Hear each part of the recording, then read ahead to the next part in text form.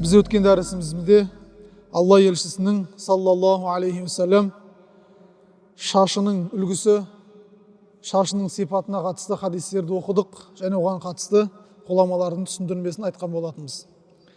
Бүгінгі бөлім бабу ма жаа фи тараджули расулиллахи саллаллаху алейхи вассалам. Алла елшісінің, оған Алланың салауаты мен сәлемі болсын, шашының тарауы, шашқа көңіл бөлуіне қатысты тақырыпты оқиды боламыз.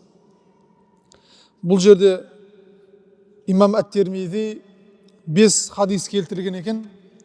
Алла бұйырса соны оқимыз. Біріншісі хадис. Ана Айша радиаллаху анха қалат, Айша анамыз, оған Алла разы болсын, қалат былай дейді: Кунту ураджилу раса расулиллахи саллаллаху алейхи вассалам ва ана хаидун. Мен Алла елшісінің, оған Алланың салауаты мен сәлемі болсын, шаштарын тарап беруші едім. Сол кездерде мен етеккір халінде болсам да, дейді. Бұл бірінші хадистен біздің көретіндігіміз, Айша анамыз, Алла оған разы болсын, айтты: мен Алла елшісінің шашын тарайтын едім, әдемілейтін едім. Бұл деген сөз, Алла елшісінің шашы қандай керемет үлгіде болса, оған қарауға да соншалықты көңіл бөлетіндігін айтып отыр. Біз өткен дәрістеріміз айттық, Алла елшісінің шашы құлақтың жартысына, кей уақыттарда құлақтың сырғалығына, кей уақыттарда иыққа жетер жетпес көлемде болғандығын айттық. Және тік болған жоқ, немесе бұйрада болған жоқ, осы екеуінің ортасындағы толқынды керемет қалың шаш болды дедік. Сол шашты Айша анамыз, Алла оған разы болсын, шаштарын мен тарап беретін едім, мен етеккір, үзірлі халде болсам да, деген екен. Осы жерде ғалымдарымыз арнайы тоқталып өтіп жатыр. Айша анамыз айтты: мен үзірлі етеккір кезімде тарайтын едім дегені, сол замандарда, исламға дейінгі уақыттарда араб өлкелерінде әйел заты үзірлі, яғни етеккір жағдайға душар болса, үйден алыстатып жіберетін болған екен. Тіпті онымен амандасып, оның қолын ұстаудың өзін дұрыс емес деп санайтын болған екен. Ал міне Алла елшісінің әйел заты қандай халде болса да, мейлі етеккір халінде болған кезде де, мен Айшамен осындай қарым-қатынас жасайтын екендігін көрсетіп отыр. Әйел заты қандай халде де болмасын, өзінің еріменен тығыз байланыста болу керек екендігін көрсетіп отыр. Және Алла Құран кәрімде біздерге айтып кеткендей, етеккір халі болған кезде әйелдеріңізден алыс болыңыздар деген аят бар Құран кәрімде. Яғни бұл жерде алыс болыңыздар дегендегі мақсат шымылдыққа кіру жағы. Ал бірақ дүниелік тіршіліктерді бір-бірімен етене араласып жүре беруінде ешқандай тыйым салынбаған. Бұл іс-әрекеттің, яғни әйел заты сондай етеккір халінде кезінде елден ұзақтатылуы дұрыс емес екендігін көрсетіп отыр. Және үшінші біздің көретіндігіміз, ерлі зайыптылардың арасындағы қандай махаббат болу керек екендігінде түсіндіріп отыр да. Бүгінгі таңда міне әйел кісі өзінің жұбайын, ерін, ер кісі өзінің әйелін кей уақыттарда шашын тарап, оған мән беруі арадағы сүйіспеншілікті, бір-біріне деген ыстық ықыласты ары қарай арттыратын екендігін айтып отыр. Келесі хадис. Ан Анас ибн Маликин радиаллаху анху қала. Атақты сахаба Анас ибн Малик, Алла оған разы болсын. Кана Расулуллахи саллаллаху алейхи вассалам юксиру дахна расихи ва тасриха лихьятихи ва юксиру лқина'a хатта каанна thawбаху thawбу зайятин. Анас ибн Малик былай дейді: Алла елшісі, оған Алланың салауаты мен сәлемі болсын, басындағы шаштарын көп бояйтын еді, май жағатын еді. Және сақалдарын сонымен қоса тарамдайтын еді. Юксирул қинаа. Және сол басына азғантай орамалды орап қоятын еді. Тіпті құдды бір май сатушы адам секілді киімдері де май болып кететін еді дейді. Бұл мәтін. Міне осы мәтінді ғалымдарымыз біздерге былай деп түсіндіреді. Бірінші сөзге мән берсек, Алла елшісі шашына май жағатын болған. Демек, шаштың күтімін жасайтын болған. Шашқа мән беретін болған. Өсірген екен, оған да арнайы уақыт бөліп оған қарайтын болған. Тіпті сақалдарының өзін пайғамбарымыз тарамдайтын болған. Яғни арнайы тарағы болған пайғамбарымыздың. Шашы мен сақалын арнайы тарамдайтын. Және сол басындағы майы, жаққан майы киімге түсіп кетпес үшін азғантай орамалмен бұлай байлап қоятын болған. Біздің тілде не деп айтамыз? Кейде мынау құрылыс жасайтындар күн ыстық кезде терім көзіме түсіп кетпесін деп шекесінен бастың артқа қарай орап байлап қояды ғой. Тура соған ұқсас, Алла елшісі мынау бастағы жағылған май үстіне төгіліп киімді былғап жібермес үшін және бастыға киетін сәлдеге ол жағылып кетпес үшін сол былайынан орамалды, таза шүберекті орап қоятын болған екен. Арғыр айтып жатыр, құдды бір майларды сатушы кісіге ұқсап кететін еді. Яғни бұл деген сөз, әлгі оралған мата пайғамбарымыздың басына жаққан майының соншалықты көптігінен әлгі ақ матаның өзі майға майланып кететін болған. Оны көрген адам құдды бір май сатушы адам екен деп ойлайтындай деңгейде.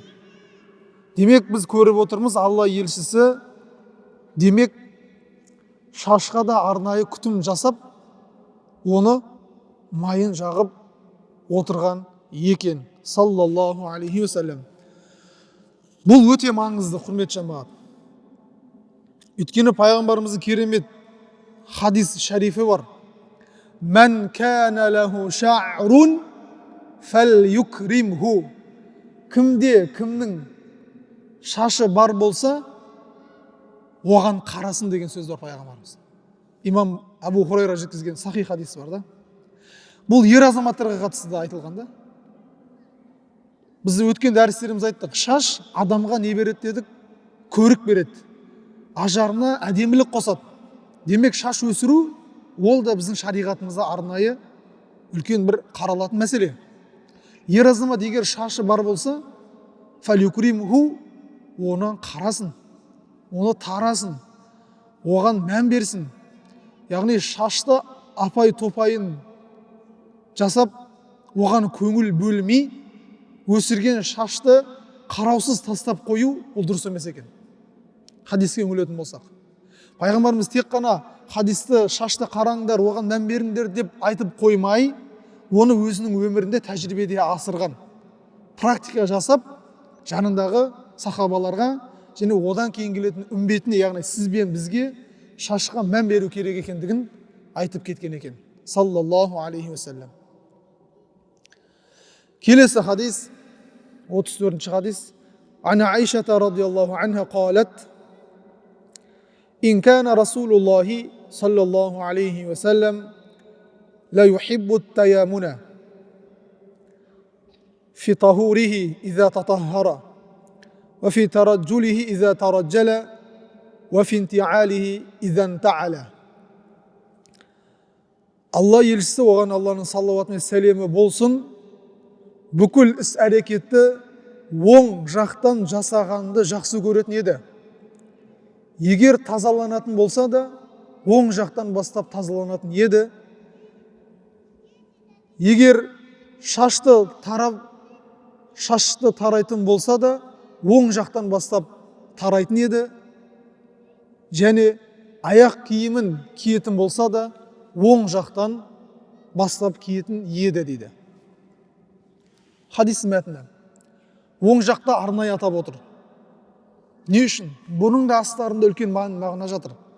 Алла қасиетті Құран кәрімде амал дәптерлері оң жақтан беретіндерді жәннаттықтар деп атап кеткен. Амал дәптерлері оң жақтан келетін адамдарды олар жәннатпен сүйіншіленетін, яғни жәннатқа кіретін адамдар деп атап кеткен екен. Сол үшін пайғамбарымыз да өзінің кез келген жақсы, мақтаулы болған, сауабы мол болған іс-әрекеттің барлығын оң жақтан бастағанды жақсы көрген екен. Мына хадистің өзінде көріп отырмыз, егер тазалықты жасайтын болса да, тазалық деген ол ғұсылы, және дәреті, және таяммум. Міне осы үшеуін егер жасайтын болса, пайғамбарымыз оң жақтан бастап бірінші бастайтын болған екен. Ғұсыл алса да оң жақты бастап жуу. Дәрет алса бірінші оң қолдан бастап жуу. Таяммум алса да оң жақтан бірінші бастап сүрту керек екендігін көрсетеді. Тіпті пайғамбар шашын тарайтын болса да, қараңызшы, сақалын тарайтын болса да оң жақтан бастайтын болған екен. Бұл пайғамбарымыздың сүннеті болып есептеліп кеткен. Басқа бір риуаяттарда «Вафи кулли шә'нихи, вафи шә'нихи куллихи» бүкіл іс-әрекетінде амандасуында оң жақтан бастайды, тағамды оң жақтан бастап жейді, суды оң қолмен ішеді, киім кисе оң қол жақтан бастап киеді, тамақ ұсынса бірінші оң жақтан бастап береді, мешітке кіретін болса оң жақтан аяқпен кіреді деген секілді. Ал пайғамбарымыз сол қолды қашан қолданған десе, оған да ғалымдарымыз жауап берген екен. Пайғамбарымыз сол қолды денедегі лас нәрселерді, зиянды нәрселерді кетіретін кезде қолданған екен. Денедегі зиянды болған нәрселерді кетіру үшін сол қолды қолданған екен. Тіпті бұған хадис бар, Абу Дауд Айша анамыздан келтіріп былай дейді: Канат яду Расулуллахи саллаллаху алейхи уассалам юмна, пайғамбарымыздың оң қолы тазалық үшін, тағам үшін еді дейді. Ал сол қолы әжетхана үшін және денедегі зиянды нәрселерді кетіру үшін қолданатын болған деп айтады. Енді қараңыз, бүгінгі таңда исламның керемет үлгісі, мәдениетін дұрыс емес үлгіде көрсетіп жатқан мәдениет келіп отырды арамызға, Құдай сақтасын. Қасық пен шанышқыны сол қолға қояды, пышақты оң қолға қояды, оң қолмен көз кесіп, сол қолмен жеу мәдениеті біздің қоғамда қатты белең алып бара жатыр. Бұл біздің пайғамбарымыздың саллаллаху алейхи уассаламның сүннетіне біріншіден қайшы келеді, екіншіден біздің тап-таза ислам мәдениетін бұрмалау болып есептеледі екен.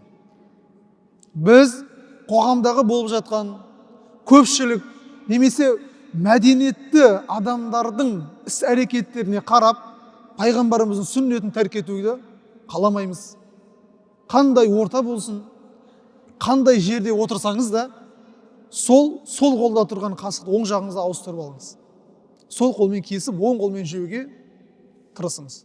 Тіпті кейде көріп қала жатамыз, 5 мезгіл намазы бар, дінді түсінген адам сол қолмен су ішіп, сол қолмен тағам жеп отырады. Бұл пайғамбарымыздың ашық сүннетіне қайшы болып есептеледі екен. Біз айтып отырмыз, не үшін мына жерде отырып пайғамбарымыздың шәмәйілін оқып отырмыз? Не үшін біз келіп пайғамбарымызды танып отырмыз? Біз осы жерде келіп пайғамбарымызды танығаннан кейін оны өмірімізге де сіңдіруіміз керек екен. Тіпті өмірлік қағидамыз ретінде ұстануымыз керек екен. Оң жақтан бастаудың жақсы екендігін біз көріп отырмыз. Тіпті қарасаңыз, аяқ киімді киюдің өзін, күнделікті үйдегі барлығыңыздың ұлыңыз бар, қызыңыз бар, мектепке кетіп бара жатады, сол кезде оң аяқтан ки, оң қолдан бастап курткаңды ки деген секілді қарапайым нәрселерді үйретіп жіберетін болсақ, ол баламызға да, қызымызға да сіңіп, бойына сіңген екен, ол үнемі соның өзі істеп жүре беретін болады, сіз жоқ болсаңыз да. Ол сауап болып есептеледі екен, құрметті жамағат. Демек көрдік, демек пайғамбарымыз шашты өсіргенге оған мән берген және оны оң жақтан бастап тараған екенін көрдік. Келесі хадисте Ан Абдилла ибн Мағфалин қала, бұлай дейді: Нәһә Расулуллахи саллаллаху алейхи ва саллам ани тараджули илля ғиббан Алла елшісі оған Алланың салауаты мен сәлемі болсын, шашты күніге тараудан тыйым салды дейді. Демек, пайғамбарымыз шашқа мән беруге шақырды. Алғашқы аят хадистерге қарасақ, оған май жағу керек, оны тарау керек. Солай ғой. Ал жаңа оқыған хадисімізде күн сайын шашты тарай жүруден тыйды деп айтады. Бұның да хикметі, сыры бар, құрмет жамағат. Не үшін десе, өйткені ер азамат күнде сағатын, уақытын айнаның алдында отырып, шашқа уақыт жібермеу керек екендігін айтады. Яғни бұл деген сөз, арада күндер тастап отыру керек екендігін айтады. Немесе күнде шашты тарау, ол әйелдерге тән сипат екендігін айтады. Ал ер азамат бір күн шашқа көңіл бөліп тарап май жақса, кейде оны да істемей жүргенде жақсы болады екен. Бұл деген сөз орта жолды ұстану керек екендігін түсіндіріп отыр да. Өйткені пайғамбарымыздың басқа бір хадистері бар ғой. Хайрул умур, істердің ең жақсысы аусатуға, орта жолды ұстанғандар деп айтады. Ер азаматтың шашты тарап оған май жағудан да басқа мойнына жүктелген жұмыстар өте көп. Сырттағы жұмысы бар, үйдегі жұмыстары бар, мойнындағы басқа да аманаттары бар. Соларға шашқа күтім жасау уақыт алып қоймау керек екендігін айтады. Бұл деген сөз жоғарыда оқыған хадистерге тескері емес, мән беру керек. Тым қатты да мән беріп кетпеу керек, тым қатты алыстап та кетпеу керек екен да. Алла сізге осындай керемет бет әлпетіңізге сай, денеңізге сай, ажарыңызға ажар қосатын, көркіңізге көрік қосатын керемет шашты нәсіп еткен болса, оған қараңыз, мән беріңіз, тараңыз. Жағатын нәрсе болса, оны жағыңыз. Бірақ ол күнде жалғасып, айнаның алдында отырып, пайғамбар қара деген екен ғой деп, күнін оған арнаудың дұрыс емес екендігін айтып отыр. Керісінше, әйел кісі ол нәрсені істегені дұрыс болады екен. Әйел кісіге біздің пайғамбарымыз шашты ұзын болсын деп айтқан. Әйелдердің көркіне көрік қосады, шашты ұзын болып ұстау керек, және оған арнайы күтім жасап қарау керек екендігін айтып отыр да. Бұл деген сөз жаңағы енді кішкентай кездерімізде көп еститін едік қой, жаңа үйдегі кішкентай қыздар, ұлдар шашына қарамаса бет басып кетеді, неше түрлі ішіндегі аурулар шығып кетеді. Міне ол кішкентай кезінде жақсы, енді үлкен жасқа келген кезде өз тамағын өзі жей алатын, өзінің киімін өзі кие алатын, өз-өзіне қарауға шамасы келген кезден бастап ол уже шашқа одан кейін көңіл бөлу керек екен. Соны сіз бен біз үлкен ер азамат ретінде, үйдің отағасы, отанасы ретінде қызымыз бен ұлымызға да шашқа күтім жасаудың дұрыс екендігін үйрете білуіміз керек екен да. Қараңыз қандай керемет. Балам, міне мынау сенің тарағың, шашқа мән бер, тара, жуып отыр деп, пайғамбарымыздың бір-екі хадисін айтып қойсаңыз, ол бала шашқа күтім жасайды. Керінше оны алып таста, мынау деген не деген апай-топай шаш сүру сенің не теңің деп оны алдырып тастауды дұрыс емес екен. Бала егер шашты өсіруді қаласа, өсірткізіп, оған мән беру керек екендігін үйреткен дұрыс. Ал енді кейде үзілі жағдайлар болып қалады енді. Құдай сақтасын. Басқа бір жарақат келіп қалуы мүмкін, бір ауру жетіп қалуы мүмкін. Ол кезде енді шашты алып, ем-домды қолданғанда ешқандай әбестік жоқ. Бірақ мына жердегі негізгі мағына, пайғамбарымыз күн ара шашты қарайтын болған. Енді ер кісі енді тым қатты әйелдер секілді әдемілеп кеткенде дұрыс емес қой жалпы шариғатымызда. Ер кісі енді сәл әйел кісіден ерекшеленіп, сәл енді жүзі де шашы да әдемі емес, боянбай, сәл әжім түсіп, бет аузында азғандай бір сақал болып, шашы да сәл бір әйелдер секілді бір жылтырап кеткенде дұрыс емес та. Бұл соны айтқысы келіп тұр пайғамбарымыз мына жерде. Тыйды деген сөзі астында осы мән мағына жатыр екен. Яғни әшекейлену, күнде әшекейлену ол әйелдерге тән сипат. Оны тастап қою ол да дұрыс емес. Міне осы екеуінің ортасын ұстасаңыз, сіз сүннет ұстанған болып есептелесіз. Сүннетпен жүрген болып есептелесіз. Келесі хадис: Ан Хумайд ибн Абдуррахман ан ражулин мин асхаби наби саллаллаху алейхи ва саллам. Абдуррахман деген сахаба айтады, пайғамбарымыздың сахабаларынан біреу: Анна набия саллаллаху алейхи ва саллам кана ятараджалу гиббан. Бұлай деп айтқан екен: анығында Алла елшісі, оған Алланың салауаты мен сәлемі болсын, шаштарын арада күндер тастап қарайтын еді, тарайтын еді деп айтады. Бұл деген сөз жоғарыда оқыған хадисті және мағынасын қуаттап келе жатыр. Екі хадис оқыдық, екеуінде пайғамбарымыз арада күн тастап шашқа күтім жасайтын еді. Ал одан алдыңғы хадистерді қарасақ, Алла елшісі шашқа май жаққан еді. Май жаққаны соншалықты мынау байлап қойған орамалдың өзі майланып кететін еді. Ал одан алдың хадисті оқысақ, Алла елшісі шашын тарайтын еді деп Айша анамыздың өзі біздерге Алла елшісінің шашқа қалай күтім жасау керек екендігін түсіндіріп отыр. Және қандай іс әрекет жасайтын болса да, оның барлығын оң жақтан бастап Алланың атымен бастауды жақсы көрген, және оны өзінің үмбеті сізбен бізге өсиет еткен екен. Және біз айттық, хадисте кімнің шашы бар болса, оған мән берсін деген хадис айттық. Енді бүгін таңда біз барлығымыз шаштың күтімін жасайтын шаштараз емеспіз. Енді бүгін таңда біздің қоғамда арнайы шаштаразшы деген бір мамандық пайда болды енді. Солай ғой? Шашымыз өсіп кетсе, мен шашымыздың күтімін өзіміз қалағандай әдемі реп істей алмайтын болсақ, міндетті түрде біз сол шаштаразшыларға барып, шаштың қалай алу керек екен, немесе сол бізге алып береді. Ол да жақсы іс екен. Бірақ пайғамбарымыздың мына бір хадисін есінен шығармайық. Алла елшісі шаштың бір жағын толық өсіріп, бір жағын толық алып тастаудан тыйған. Толық бір шетін өсіреді дағыны, бір шетін толық қалдырып қою. Немесе жоғарғы жағын қалдырып, асты жағын тап-тақыр алдырып тастау. Одан пайғамбарымыз тыйған. Не үшін? Өйткені басқа ұлтқа, басқа дінді ұстанатындарға ұқсастық болып кетпес үшін.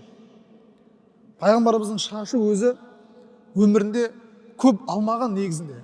Тек үлкен қажылықта, сосын кіші умра қажылығын жасағанда ғана барып пайғамбарымыз толық алып тастаған. Сіздер білесіздер, пайғамбарымыз үлкен қажылық жасаған кезде былай деп айтады: Алла рахымына бөлесін, шашын толық қырып алып тастағандарды деп айтады. Сол жанында жай ғана қысқартып қойған сахабалар сұрайды екен ғой: "Уа Алланың елшісі, шаштарын жай қысқартып қойғандар ше?" Пайғамбарымыз және қайталап: "Шашын толық тықырлап алып тастағандарды Алла мейіріміне бөлесін" дейді. Сахабалар қайтадан сұрайды: "Уа Алланың елшісі, шашты жай ғана қысқартып қойғандар ше?"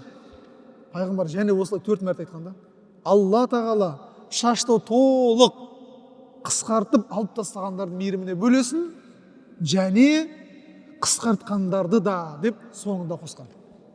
Осылай 3 мәрте толық алып тастағандарды деп, соңында 1 мәрте қысқартқандарды да деп айтуы, дейді ғалымдар, қажылық рәсімі кезінде шашты толық ер азаматтардың алып тастауы сүннет болады, және осы іс жақсы болып есептеледі екен. Не үшін? Бұның сыры бар екен да. Үлкен мықты сыры бар. Адам қажылыққа барған кезде, ихрамға кірген кезде тігісі бар, өзіңіз қалаған әдемі киімнің барлығын шешесіз. Алла ки деген 2 ақ матаны киесіз, сізде таңдау жоқ басқа. Бүкіл денеңіз Аллаға бағынды. Яғни әдемілік болмай қалды сізде. Өйткені сіз қымбат маркалы немесе қымбат бағалы киімді шешкеннен кейін, қарапайым матаны орғаннан кейін, түріңіз, үстіңіз не болмай қалды? Өзіңіз қалағандай әдемі болмай қалды. бірақ сіздің бойыңызда бір әдемілік тұр да әлі, ол не? Ол шаш. Сонда Алла шашыңды да алып таста, түгел әдемілігіңді таста енді мен үшін. Мен үшін өзің қалаған әдемілігіңдің бәрін тастап, мен айтқан бұйрықты жүр деген мағына жатыр дейді. Өйткені қажылық ол қиыншылық, ол машақат. Адамның алыстан ат терлетіп келгендігін көрсететін үлкен ғибадаттың түрі екен. Ал бірақ қысқартып қоюға да рұқсат берген. Қысқартып қоюға да рұқсат берген.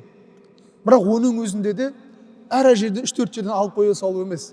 Негізі Құранда Алла Тағала Пайғамбар саллаллаху алейхи вассалам өзінің хадисінде шашты толық алып тастауды өсиет деген екен.